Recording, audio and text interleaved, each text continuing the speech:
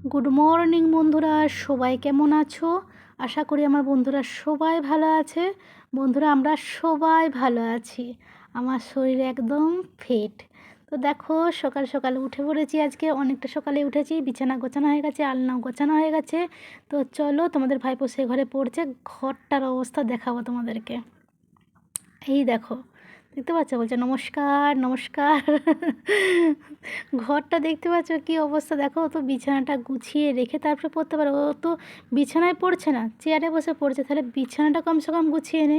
না, ওর দেখো কম্বল এইখানে, পাশ বালিশ সেইখানে, মাথা বালিশগুলো কীভাবে রয়েছে দেখো। ফোন মানে ঘরটাকে সবসময় ওগাছালো করেই রাখে। আমি যতই ঘর গুছাই না কেন, ঘর কিন্তু এরকমই থাকে জানো তো। একটুকুনও ঘরটা ঠিকঠাক থাকতে দেয় না, জানো তো। একটুকুনও রাখে না। দেখো কীরকম ক্যালমা দেখাচ্ছে, দেখতে পাচ্ছ? আর যদি পড়ছিস না স্টাইল করছিস, বলছে সব রকমই হচ্ছে, স্টাইলও হচ্ছে, পড়া হচ্ছে। তো কম্বলটা তো গুছাতে পারতিস নাকি? কম্বলটা গুছিয়ে বালিশ টালিশগুলো এক পাশে রেখে দিয়ে তারপরে তুই পর। বলছে কেন, আমার আছে তো তোমার কী অসুবিধা হচ্ছে? তুই যা পারিস কর। যাই হোক, ওর সঙ্গে একটু বক করে তারপর স্নান করতে চলে গেছিলাম। স্নান টান করে দেখো চলে এসেছিলাম ঠাকুর দিতে। আমার কিন্তু দেখো ঠাকুর দেওয়া হয়ে গেছে।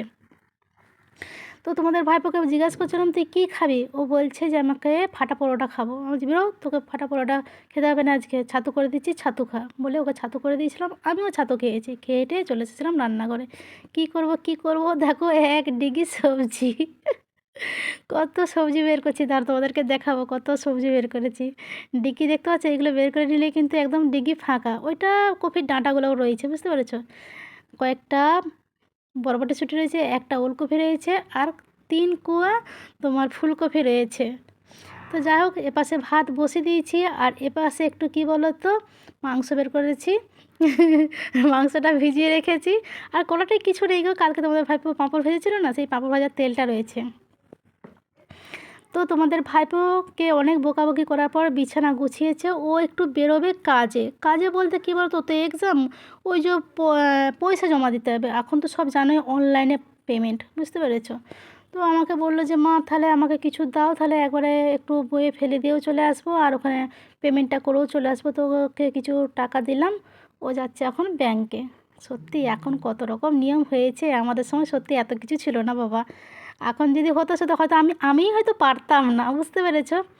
তো যাই হোক, ছেলে চলে গেছে। আমারও এই পাশে কী বলতো, রান্নাবান্না হয়ে গেছে। রান্নাবান্না হয়ে যেতে একটু মুখে বেসন মেখেছি, বুঝতে পারছো? আর এত বদমাইশ ছেলে না, দেখো ফোনটা নিয়ে এসে ক্যামেরা করতে লেগে পড়েছে। আমি জানি এটা করবো না। বলছে বেশ ভালোই সেজে গুজে মানে এ করছো। আমি বলছি, এটা কি সাজগোজ বলে বল? মানে কি বলবো, যদি মেকআপ করতাম কত টাকা লাগতো বলতো, যদি ফেসিয়াল করতাম। তো যাই হোক, আবার স্নান টান করে কী বলতো রেডি হয়ে গেছি। তোমাদের ভাইপো সেই ঘরে রয়েছে, ওরও স্নান হয়ে গেছে। তো ওকে খাবার জন্য ডাকছি, মানে ডাকতে এসেছি আর কি, যে খায় নাকি দেখি। বললো হ্যাঁ ভাত বাড়ো, খাবো, আমাকেও খিদে পেয়েছে। সত্যি কথা বলতে সেই যা তোমার ছাতু খেয়েছিলাম, আর আজকে ছাতুটা একদম পাতলা করে বানিয়েছিলাম, জানো তো। আর এদিকে তোমাদের ভাইপো কী বলতো, যে গান চালিয়ে দিয়েছিলো, বুঝতে পেরেছো? এই হোম থিয়েটার, এটাকে কি বলে, বক্স, আমরা তো বক্স বলি।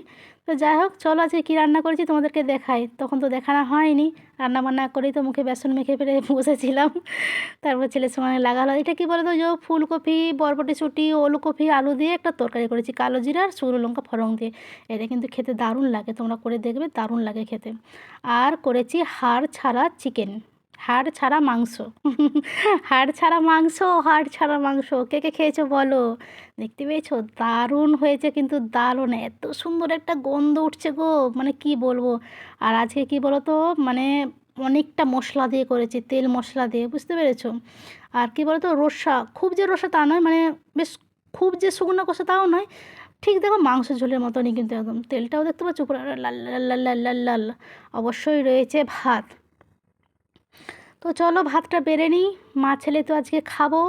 আর কি বলবো, ছেলে কালকে আবার কলেজ যাবে বলছে। ঠিক আছে, দুদিন তো বেশ রেস্ট নেওয়া হলো। আজকে বলছিলাম যাওয়ার জন্য, ও বললো না, ওই যে পয়সা জমা দেওয়ার সব ব্যাপারগুলো ছিল না, ওই জন্য গেল না। আর কালকে তো জানি না, আমার শরীরটা খারাপ ছিল বলে। আজকে কিন্তু আমি একদম পুরোপুরি ফিট। আর দেখো ছেলে তো ভাত ধরে নিয়ে চলে গেছে, আর তরকারিটা এত গরম না, কি বলবো। আমি তো মানে প্রথমে ধরি না, হাতটা ছ্যাঁকলে গেছে, বাবারে বাবা। আবার রেখে দিয়ে ভালো করে ধরলাম। আর দেখো, তোমাদের ভাইবে বলছে কী গন্ধ, কী গন্ধ, দারুণ, মানে গন্ধ উঠছে। আর তবে চচ্চড়িটাও ছেলের খুব মুখে লেগেছে, বুঝেছো? আর ঠিক ওর কানে কিন্তু হেডফোন এনি টাইম থাকে, যতটুকুন পড়া তারপরে বাদবাকি টাইম ওই হেডফোন, বুঝতে পেরেছো? তো চলো আমি খাওয়া শুরু করি, দেখি কেমন রান্না করলাম। নিজের হাতে তো আর নিজে ঢাক বাজাবো, মানে তালটা কি আর আমি বুঝতে পারবো, তোমরাই বুঝতে পারবে। তো যাই হোক দেখি, খেয়ে দেখি তাও। না গো, সত্যিই খুব সুন্দর হয়েছে চচ্চড়িটা, বুঝেছো তো? তবে এটাতে আরও তোমার বিট গাজর আরও অনেক রকমের সবজি দিলে আরও ভালো লাগে কিন্তু। আর শীতকালে তবে সত্যি খেয়ে মজা। আর আমার কিন্তু বারে বারে চোখ যাচ্ছে ওই সয়াবিনের তরকারিটার দিকে, বুঝতে পেরেছো?